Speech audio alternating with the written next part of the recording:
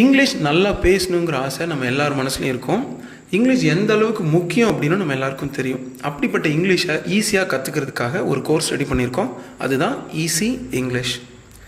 சரி, இப்போது இங்கிலீஷ் கற்றுக்கிறதுக்கு தேவையான முக்கியமான விஷயங்களை பற்றி பார்க்க போகிறோம், அல்லது அடிப்படையான விஷயங்கள் பற்றி பார்க்க போகிறோம். இது நல்ல தரவாக நம்ம புரிஞ்சு வச்சுக்கணும். முதல்ல நம்ம பார்க்குறது நவுன் அல்லது பெயர் சொல்.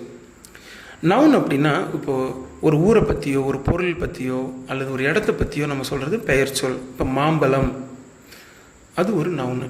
பூக்கள், சேலம், சென்னை, ஆகாய விமானம், விளம்பரம், இந்த மாதிரி ஒரு சொல், அதாவது ஒரு பெயர் சொல் அப்படிங்கிறது ஏதாவது ஒரு மனிதரையோ ஒரு பொருளையோ இடத்தையோ குறிக்கிறது தான் பெயர் சொல்னு தமிழில் சொல்கிறோம்.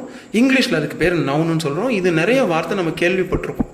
பெரும்பாலான வார்த்தைகள், இப்போ பஸ்ஸுனா தமிழில் பேருந்து, ட்ரெயின் அப்படின்னா தமிழில் ரயில், இந்த மாதிரி நிறைய பெயர் சொற்களுக்கு நமக்கு அர்த்தம் தெரியும்.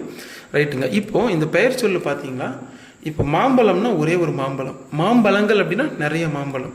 இதை ஒருமை பன்மைன்னு ரெண்டாக பிரிப்பாங்க. நவுனில் அல்லது பெயர் சொல்ல ஒருமைனா ஒரே ஒரு பொருளை பற்றி பேசுறது, ஒரு மாம்பழம்.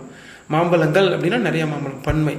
ஸோ மேங்கோ அப்படின்னா மாம்பழம், மேங்கோஸ் அப்படின்னா மாம்பழங்கள். இப்போ ஃப்ளவர் அப்படின்னா பூ, ஃப்ளவர்ஸ் அப்படின்னா பூக்கள். ஸோ இந்த ஒருமை பன்மை அப்படிங்கிறத தெரிஞ்சுக்கோங்க.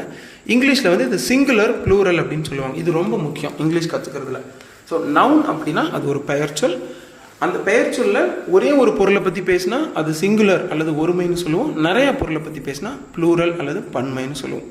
அடுத்து நம்ம பார்க்க போகிறது வெர்ப் அல்லது வினைச்சொல். ஏதாவது ஒரு செயலை பற்றியோ ஒரு தொழிலை பற்றியோ சொல்கிற வார்த்தைக்கு வினைச்சொல் அப்படின்னு பேர். ஆங்கிலத்தில் வெர்புன்னு சொல்லுவோம். இந்த வினைச்சொல்லுக்கு அல்லது வெர்புக்கு 4 வடிவங்கள் இருக்குது. அது என்ன 4 வடிவங்கள் அப்படின்னா, present form, past form, present participle, past participle. இது என்னன்றதெல்லாம் அடுத்தடுத்த கிளாஸில் பார்க்கலாம். வெர்புக்கு 4 வடிவங்கள் இருக்குன்னு மட்டும் தெரிஞ்சுக்கோங்க. இப்போது சாப்பிடுதல் அப்படிங்கிறது ஒரு வினைச்சொல். சாப்பிடுதுங்கிறது ஒரு வேலை. எழுதுதல், நடத்தல், இந்த மாதிரி ஒவ்வொரு வேலை அல்லது ஒவ்வொரு வினைச்சொல்லுக்கும் 4 வடிவங்கள் இருக்குது. இப்போ ஒரு எக்ஸாம்பிளுக்கு எழுதுதல் அப்படிங்கிற ஒரு வினைச்சொல் எடுத்துக்கோங்க. ரைட் அப்படின்னா எழுது, அதனுடைய 4 வடிவங்கள் பாருங்கள். Write, wrote, written, writing. எழுது அப்படிங்கிற வினைச்சொல்லுக்கான 4 வடிவங்கள். கம் அப்படின்னா வா, வருகிறேன். Come, came, come, coming. ரைட்டுங்களா? இந்த மாதிரி நிறைய வெர்புக்கு நம்ம இந்த வடிவங்களை மனசில் பதிவு வச்சுக்கணும். ஒரே நாள் எல்லாத்தையும் கற்றுக்க முடியாது, பட் போக போக கற்றுக்கலாம். ஸோ வெர்பு அல்லது வினைச்சொல் அப்படின்னா அதுக்கு 4 வடிவங்கள் இருக்குன்னு கற்றுக்கோங்க. இந்த 4 வடிவத்தை எங்கெங்கெல்லாம் பயன்படுத்துன்றது அடுத்த கிளாஸில் பார்ப்போம். ரைட். அடுத்தது தமிழில் ஒரு வாக்கியம் எந்த காலத்தை சேர்ந்தது, நிகழ்காலம், இறந்த காலம், எதிர்காலம்னு 3 இருக்கு இல்லையா? அதில் ஒரு வாக்கியம் எந்த காலத்தை சேர்ந்ததுன்னு எப்படி கண்டுபிடிப்போம்? இப்போ நான் ஒரு மாம்பழம் சாப்பிடுகிறேன், சாப்பிட்டேன், சாப்பிடுவேன். ஸோ வித்தியாசம் தெரியுது இல்லைங்களா? இந்த வித்தியாசம் இங்கிலீஷில் ரொம்ப ரொம்ப முக்கியம். அந்த காலங்கள் அல்லது டென்சஸ் அப்படின்னு சொல்லுவாங்க. இப்போ நிகழ்காலம், இறந்த காலம், எதிர்காலம்ங்கிறது இங்கிலீஷில் எப்படி சொல்லுவோம்னா present tense, past tense, future tense அப்படின்னு சொல்லுவோம். மொத்த இங்கிலீஷுமே இந்த 3 டென்ஸை பேஸ் பண்ணி தான் கட்டமைக்கப்பட்டிருக்கும். அதனால் ஒரு வாக்கியம் ப்ரெசன்ட் டென்ஸா, பாஸ்ட் டென்ஸா, ஃபியூச்சர் டென்ஸா அப்படிங்கிறத நல்லா நம்ம புரிஞ்சு வச்சுக்கணும். இப்போதைக்கு டென்ஸ் அப்படின்னு என்னன்னு தெரிஞ்சுக்கோங்க. நிகழ்காலம், இறந்த காலம், எதிர்காலம் அப்படிங்கிறது என்னன்னு மட்டும் தெரிஞ்சு வச்சுக்கோங்க. அடுத்து நம்ம பார்க்க போகிறது சப்ஜெக்ட்ஸ். சப்ஜெக்ட்னு என்னென்னா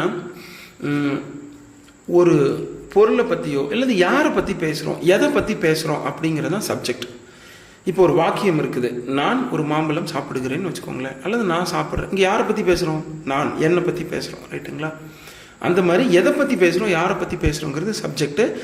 இதை பற்றி டீட்டெயிலாக பார்க்கலாம். அதுக்கு முன்னாடி இந்த 7 வார்த்தைக்கும் அர்த்தம் தெரிஞ்சு வச்சுக்கோங்க. ஐ அப்படின்னா நான், வீனா நாங்கள் அல்லது நாம், யூனா நீ அல்லது நீங்கள், தெய்னா அவர்கள் அல்லது அவைகள், ஹீனா அவன், ஷீனா அவள், இட்டுனா அது. இப்போ இந்த வார்த்தைகளில் எதெல்லாம் பன்மை, எதெல்லாம் ஒருமை?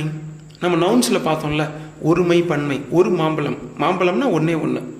பன்மைனா மாம்பழங்கள் அப்படின்ற மாதிரி. இப்போ நான், நாங்கள், நீங்கள், அவர்கள், இதெல்லாம் பன்மை, நிறைய பேரை பற்றி பேசுகிறோம்.